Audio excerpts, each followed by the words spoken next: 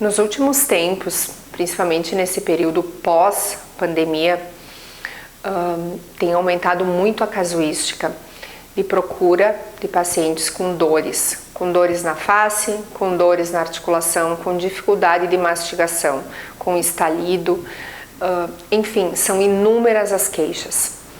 A gente tem observado que esse aumento está diretamente relacionado ao aumento do estresse. Há uma conexão 24 horas, nós estamos 24 horas conectados através de aplicativos no celular, o celular são mensagens o tempo inteiro, a gente não consegue desconectar.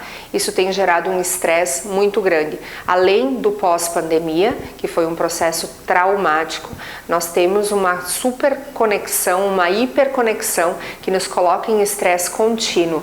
E isso tem feito com que as queixas aumentassem muito, porque o bruxismo, o hábito, essa parafunção, ele é um apertamento involuntário, principalmente durante o sono ou durante funções que exijam uma concentração maior, e elas fazem com que a gente tenha doenças articulares dentro da nossa articulação. O bruxismo aumentou, mas aumentou junto com o estresse.